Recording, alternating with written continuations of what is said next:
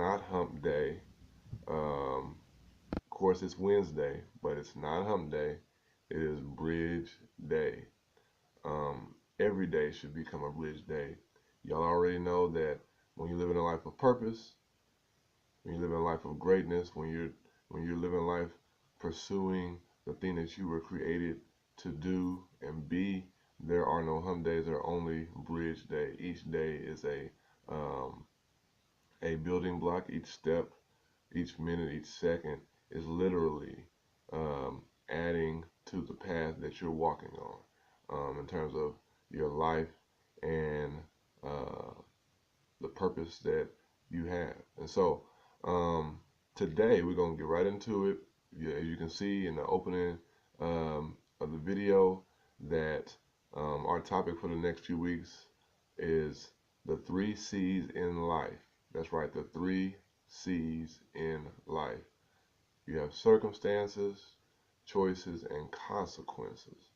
And today I'm just kind of going to go briefly over each one of those, and I want to kind of highlight circumstances today. But um, this idea came to me, or this thought came to me a couple weeks ago, and I was just dawned on me that man, life is filled with circumstances, choices, and consequences. This is something that, for the most part, we're faced with every single day.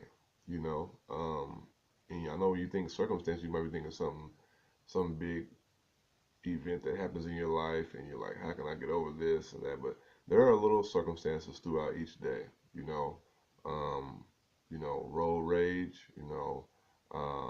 That's a circumstance, and what you choose to do in that moment, also equals some type of a consequence. And the word consequence is not, oh, you know, something bad happening. The word consequence simply means the results. If I choose to go to the gym and work out, I'm going to get some consequences. I'm going to get results, right? Um, if I choose to, eat different things, I'm going to get consequences. I'm going to get results in terms of, you know, my body responding back to me. However, if I don't do those things, or I also will get some consequences, which will not be the best results or the results I would like to see. But so consequences simply means results, and so you have circumstances, choices, and consequences. And so, um, last time we spoke before Thanksgiving, that I spoke to y'all, I talked about Peter. Um, walking on water. I talked about this whole thing of taking action. Um, Peter uh, decided to take action, and he stepped out of the boat, and um, he did something that was never done before. He walked on water um, with Jesus. And so, um, when you step out of your, you know, your comfort and what you're used to, um, you'll see that there is greatness to be achieved outside of the boat of comfort, outside of the boat of the things that you may be used to. And so, in that situation, there were circumstances, man, right? So, as he began to walk on water, there are some circumstances that begin to, come against him. The wind, the waves, all of that, and he actually decided to place his focus on the circumstance, and he started to sink. And even the scripture talks about how Jesus helped him back up, and he continued to walk on. But he had to get his focus off the circumstance, and to be able to get from this sinking position to start back walking again. And um, I'm gonna give a few examples real quick. I think about Moses and his brother Aaron. Y'all know Moses. Moses is the one that went to Pharaoh and said, "Let my people go." That's a famous phrase in the society and some movies, and some people use it in comedy. But like, this came from a Bible story. Let my people go. He's going to rescue his culture. He's going to rescue the people of his community, and so from this bad leader. And so, but God chose him to do this. But what's interesting is in this story, and I'll explain this later on in the other when it comes to choices and consequences, I'll definitely expound on this. But in Exodus chapter 6, it talks about his family. You know, it goes this whole thing talking about Moses' story from a baby all the way up to he's a man and God choosing him to go to this leader. And in the middle of the story, you know how movies sometimes take this flashback to a kid's or a person's childhood or um, a past event to get you caught up to the present that is at. What happens is it takes this turn, and in Exodus 6, it actually starts lining out a list of Moses and Aaron's family history. And it gets to who their dad was. And their dad actually, I get this, their dad actually married his aunt. He married his father's sister. And he married his aunt, and that's where Moses and Aaron were born from. They were, their dad was, married to his father's sister, and that's Aaron and Moses' mom and dad.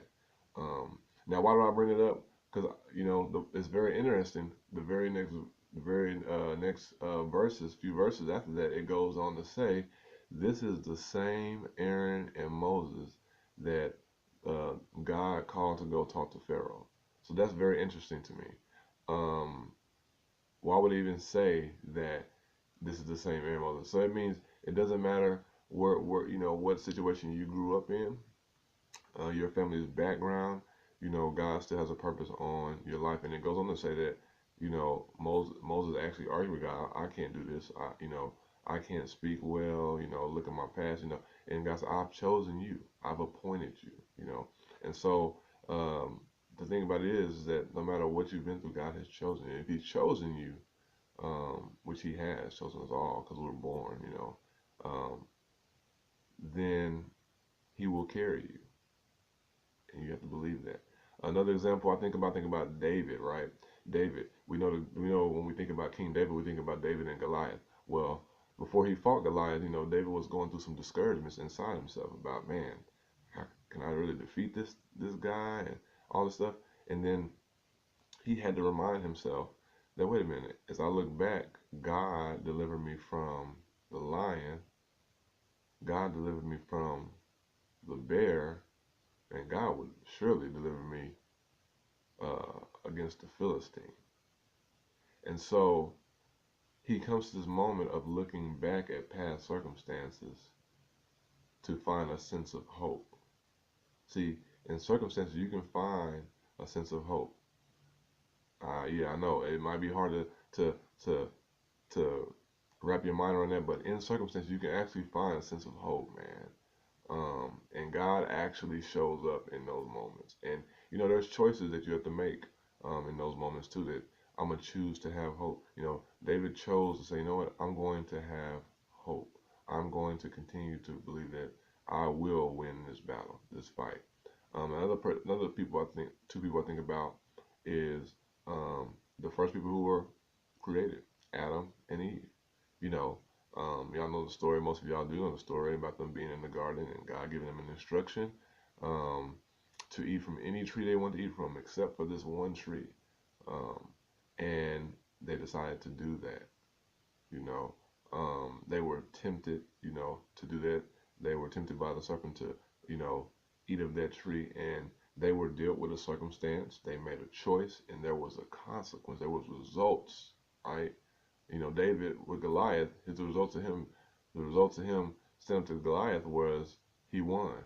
The results of Adam and Eve, what they did, it actually made them separate from God and made them at a distance with God. But obviously, God brought them back um, close to Him. But there's consequences for every choice that we make on a daily basis. Even me myself, man, there's choices that I've made that haven't been the best choices. There's choices that I've made that have been some good choices, and I've gotten some good results. I've gotten some bad results. But um, life is filled with circumstances, choices, and consequences. I want to leave you with this last scripture. I thought this is very interesting. Um, this is in Romans chapter 5, verse 3 through 5. And I wanted to read this. This is one of my favorite scriptures, and I go to try to find some hope, really, honestly, because sometimes you get hopeless in life.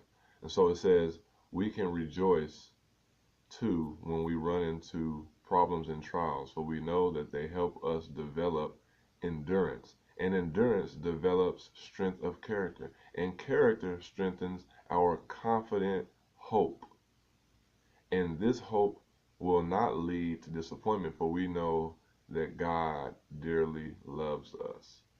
So, talks about hope and what comes from that. It talks about how we're actually we're forming and developing endurance and perseverance, and that also is what it say here. It says that's actually strengthening our hope. That's actually giving us strength to our character. So in circumstances, it's actually building something in you. It's making you a stronger person. It's building up your character. It's building up your endurance. It's also giving you your hope deeper roots, and the deeper the roots go, the taller the tree is grown, the stronger the tree is going to be. And so, the Bible talks about how we are like a tree that's planted by the rivers, who will bear fruit in its season, in every season, you know. And so um, that's me here at the bridge. It is bridge day. There are no hump days, man. Only bridge day. You might be going through a circumstance. You might be at a crossroad to make a choice. You might be, dealing with maybe some consequences from choices you've made. But guess what? You can get back up. You can focus your attention on the Creator, God, and find some direction and redirection. Sometimes we got to be redirected. But whatever circumstance you're dealing with, I want to encourage you that it is not too hard for God. There's a scripture that says this in Isaiah, I think it's 59. Isaiah 59 says, God's hand is not too short that he cannot save, and his ear is not too deaf that he cannot hear. So God can hear you when you go pray and talk to him and just be real with him. God can stretch out his hand and fix the situation, but it needs your faith, okay? And that's me here at the bridge saying, embrace the 3 C's in life: circumstances, choices, and consequences. And I'll see y'all next week on the topic of choices. So, no hump days, only bridge days.